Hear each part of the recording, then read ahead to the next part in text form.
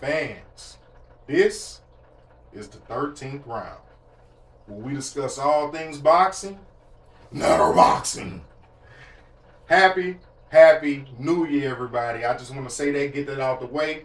First and foremost, I hope everyone had a wonderful, prosperous holiday season. Here at Rounds Boxing Club, we are expecting wonderful, great things to happen this year of 2023. And we got the year started off wonderful in the live stream of the Gervonta Tank Davis and Hector Garcia fight that took place this weekend. Big shout out to all of our subscribers, everybody who's liked or shared a post. We crossed the 400 subscriber mark over the weekend in the live stream, so big shout out. Let's go, Rounds Boxing Club. Let's go, Rounds Boxing Club. Let's go. So yeah, we're 1 week down in the new year, and we're one fight card down.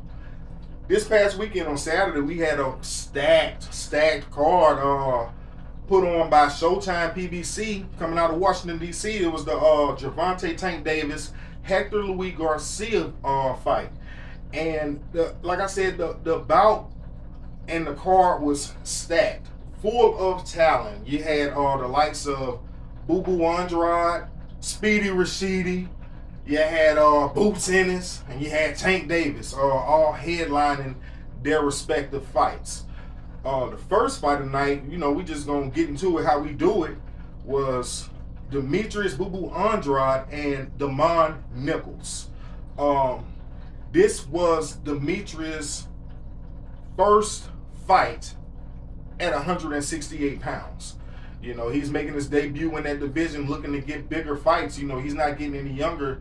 Demetrius Andrade is 34 years of age, so that clock is ticking. Tick, tick, tick, tick, tick, tick, tick, tick, tick, tick.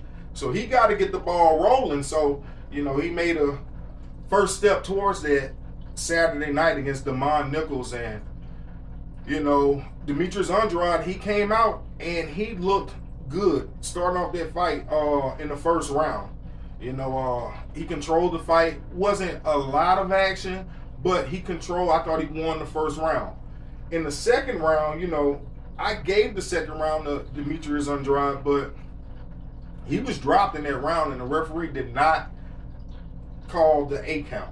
So, of course, the judges could not score. We did not score the knockdown. So we gave that round to Demetrius Andrade. And pretty much the rest of the fight went that way. I mean, Andrade controlled the fight, and he couldn't finish Damon Nichols, but he did put him on the canvas, I believe, in the 8th round. And that fight went the whole distance, the whole 10. All 3 judges scored it for Demetrius Andrade, unanimous decision in a whitewash. The score was 112-88.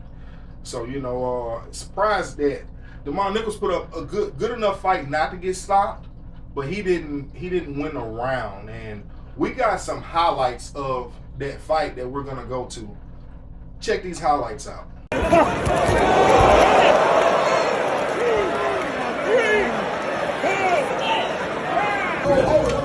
Feel good. It's good to be back in the ring.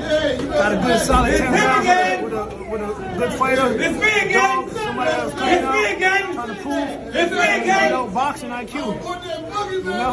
And just keep working, keep being tougher.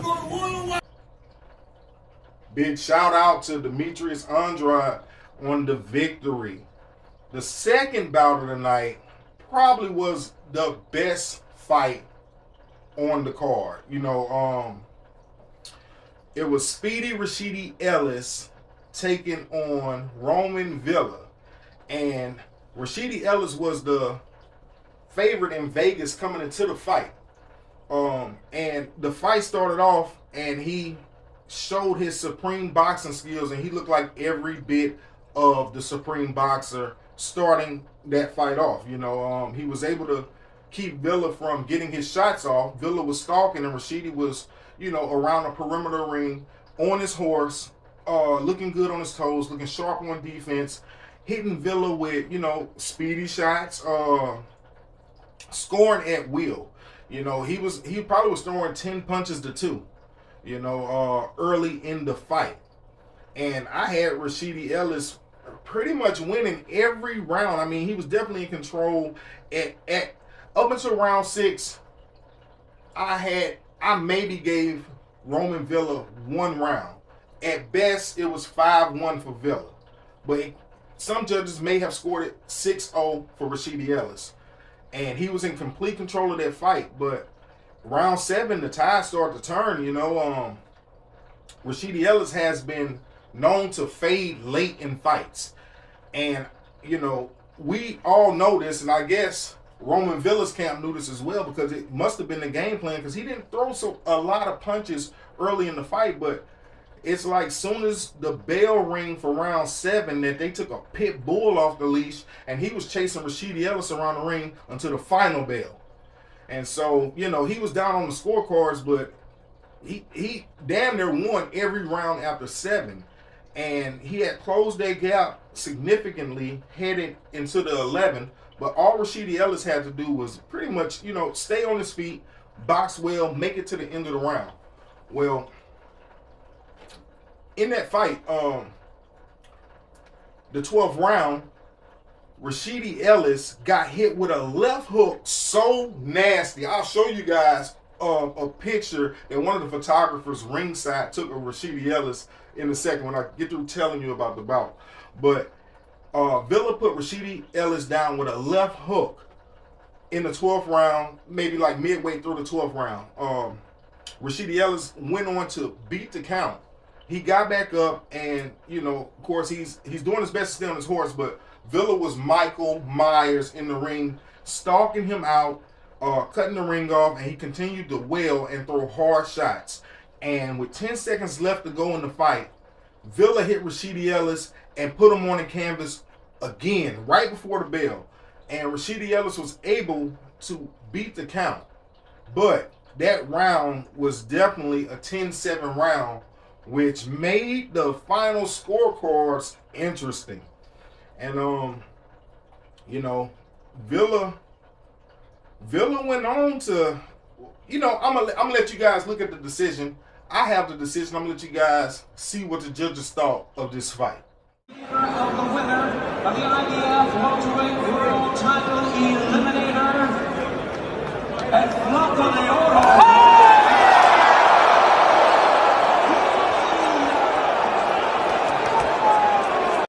I say, damn. Rashidi Ellis, man, he looked really disappointed.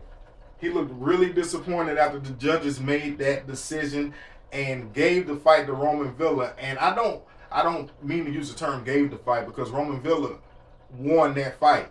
Here at Rounds Boxing Club, some people, Adrian Broner is saying that Rashidi Ellis won that fight.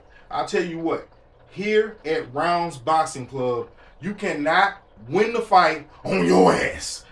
I don't care if you won all 11 rounds. If that final bell ring and you was on your ass, you didn't win that fight. Shit, that's a draw. So, but the judges gave it to Villa, as we saw. And, I got some advice for Rashidi Ellis. Rashidi, Speedy, Rashidi, if you were out there listening to me, you can't teach punching power. So you're going to have to get yourself in shape. You can't teach punching power at all. You know how those fighters come in the ring and they have OnlyFans and whatever their sponsorships are on their trunks. Hey, Rashidi Ellis, you definitely with the pillow hands God bless you with, you definitely can get a sponsorship by Tempur-Pedic. Rashidi Ellis just need to come to the ring. Next ring walk, his trunks need to have Tempur-Pedic going down the side, stitching on both sides. Tempur-Pedic, pillow fist, because he hit Villa so many times. Villa did not ever bag up, look stunned. His face looked like, it was red because Villa's, a fair-skinned individual. But he wasn't lumped up to say, Rashidi hit him a lot in those early rounds, and Villa just kept coming. So, I mean, I can either Roman Villa has a very strong jawline, or Rashidi Ellis, little feather fist, But on to the next bout, the co-main event. And our co-main event of the evening was Jaron Boots Ennis versus Karen Shakashkian. I have trouble with his last name, so we're just going to call him Shakashkian through this analysis of the fight. Jaron Boots came into this fight the heavy favorite. Jaron Ennis, 29-0, 27 knockouts coming into the fight. He has one of the best knockout ratios in boxing, him and Tank. And they both were on this card. So this fight started off, Jaron Ennis was controlling the bout. And it looked as if at any moment Jaron Ennis could stop the bout early. But Shakashkian turned out to be a very tough competitor. A lot of people not giving Shakashkian credit, and they're all knocking Jaron Ennis on the performance. Everybody was expecting Ennis to get a knockout, and I think he could have, but what I think happened in that fight was, when you're pressing and you're trying to get the knockout, Jaron Ennis was kind of hinting towards a knockout this whole lead up to the fight. So I believe he was pressing for the knockout because he was not working behind his jab at all. He popped a jab every now and then, but you see him throwing hooks, throwing wild shots. He throw those hooks and he spin all the way around doing pirouettes. He did that multiple times in the ring. There is nothing fundamental about that. And one thing that we have been big on Jaron Ennis about was his technical ability and God-given speed and ring craft and ring IQ. But in this fight, he did not look the same. This fight was for the interim IBF title, making the winner of this bout the mandatory for Errol the True Spence. And this fight went the distance. Jaron Ennis won. It wasn't close on the scorecards, but like I say, Shakashkian fought a pretty good fight. He looked good on his feet. He hit Jaron Ennis with some... Jaron Ennis showed a lot of vulnerability in this fight. Shakashkian hit him with some hard body shots, and we got some footage of that we'll take you to right now.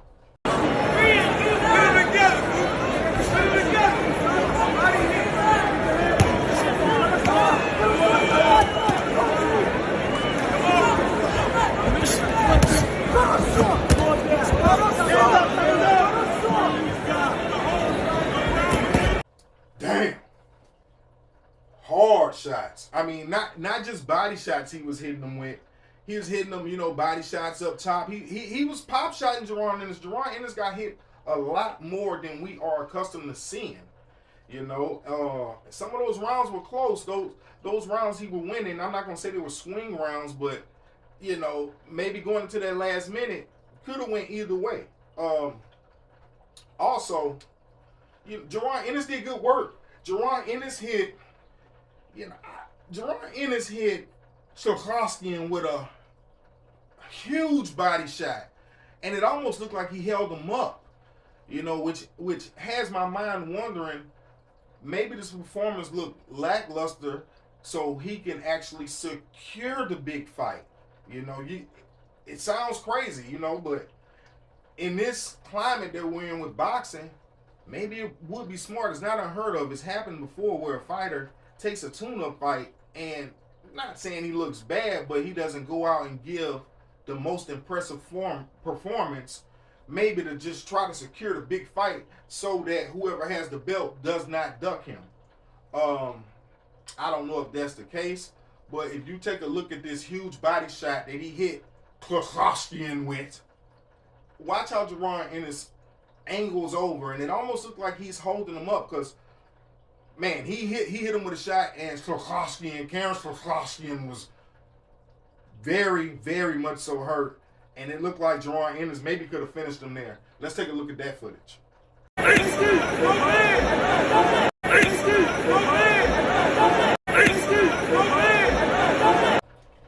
Wow, man. I don't know. I tell you what, Ennis. Jaron Boots Ennis, stay away from Spence and Crawford. Don't call them out anymore.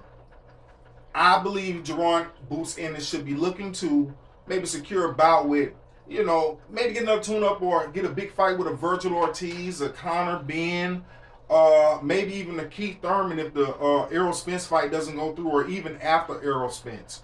But definitely stay away from Spence and Crawford. Now, not saying, maybe he's playing possum, like I said before, and that's the case. Hey, man, we'll see.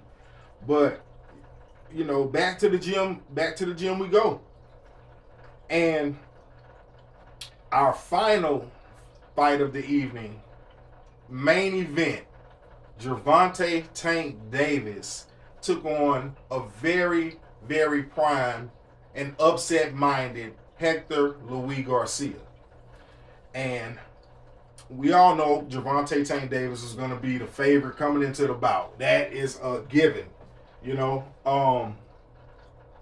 But Hector Luis Garcia came into this bout as an undefeated fighter who didn't know how to lose, who doesn't know how to lose. And, he's a boxer puncher with an Olympic pedigree. So it was very interesting to see how this fight would play out.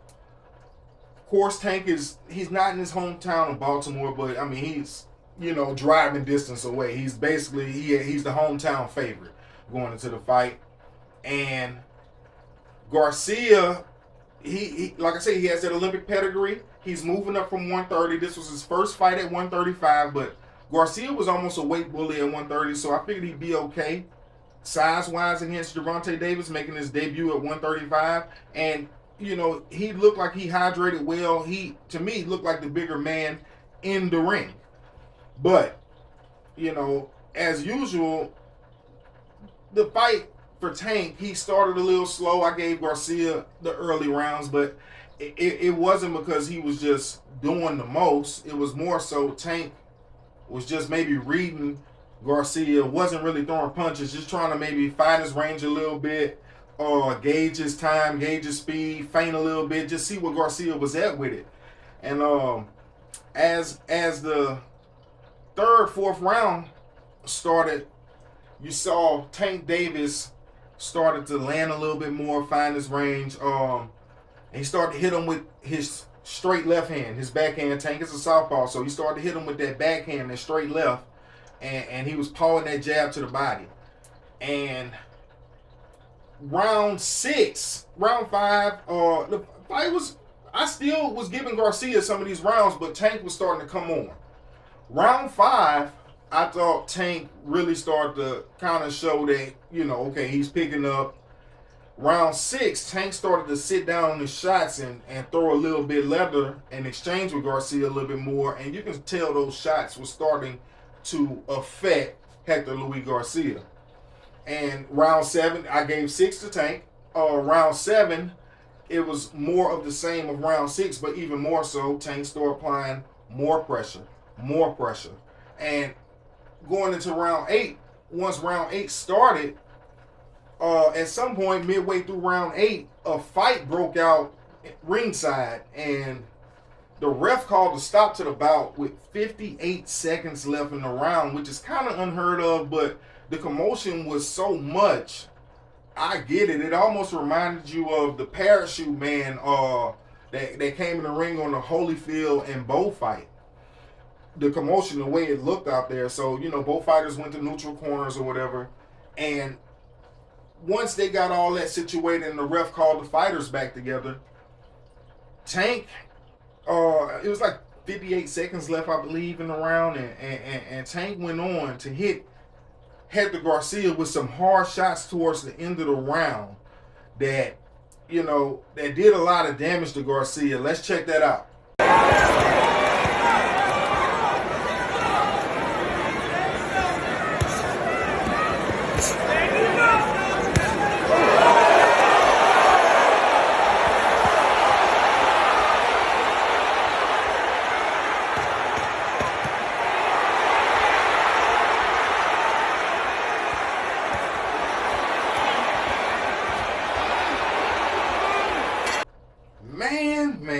Man, damn. Man, y'all hit a thuds of them shots. And, Garcia finished that 8th round. And during the break, Garcia, you can hear him in the corner complaining that he couldn't see out of one of his eyes. I don't know if it's both of his eyes, but Gervonta Tank Davis hit so hard, he knocked the cataracts out there, boy. You hear me? Hector Luis Garcia quit on the stool in between rounds 8 and 9, giving Gervonta Tank Davis another knockout victory. So that's a beautiful, beautiful, beautiful, beautiful thing, because now we should be seeing a super fight between Gervonta Tank Davis and Ryan Garcia. I don't believe him until they get in the ring and I hit a bell ring, but hopefully, Ryan's talking right, Tank's talking right. This should be the next fight to go, and we should be getting this fight late spring, early summer. I'm thinking it's going to be in April. We'll see. I'm not the one who's going to make that call. That's what they're saying, but they say a lot. So, you know how that goes. Wonderful, wonderful, wonderful, wonderful card. And we had some wonderful conversations. I was joined actually by one of my best friends, Money Man Moses. He came through and he enjoyed the fight. He called the fight on the live stream with us, and we had some interesting conversations. And I still got questions about some of the topics we discussed, and I'll let y'all listen to one of the topics. I still need answers, and if you have answers, if you know, feel free to answer this question. You wear man purses? Man, look, some people might like them. Some people might like. I don't. Man, look. Do y'all wear man purses? I really want to know, like, seriously, as men, the men who wear man purses, I'm not knocking you, but what you got in there? Like, what goes in the man purse? Like what your pockets in? I don't know. If you wear a man purse, I just want you to chime in. Let us know, what do you have in there?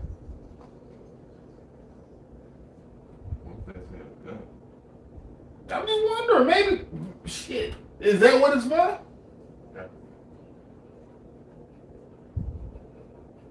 If I wore one, like, what would you keep in yours? If you wore one, I wouldn't have one. I wouldn't have one either, but I mean, like, if you did have one, what would go in your man bag, purse? I don't have nothing to carry besides my keys. All right, Tank looking focused coming out. Like, that's what I'm wondering, like, what do you put in there? Like, it ain't big enough to put, like, another pair of shoes in it. Like, I need some socks and lotion. Deodorant. Take a little mirror. It sounds like a damn purse to me. Well, ladies and gentlemen, that's just about it. That's going to complete and wrap up our first episode of 2023 of the 13th round. Once again, we appreciate you watching. I hope you enjoyed the show. I enjoyed having you. Like, share, and subscribe. Tell somebody about the club. Come back and see us. We'll be back next week with more boxing news and analysis. Until then, mind the business that pays you. Peace. Look my dude up, Round Boxing Club.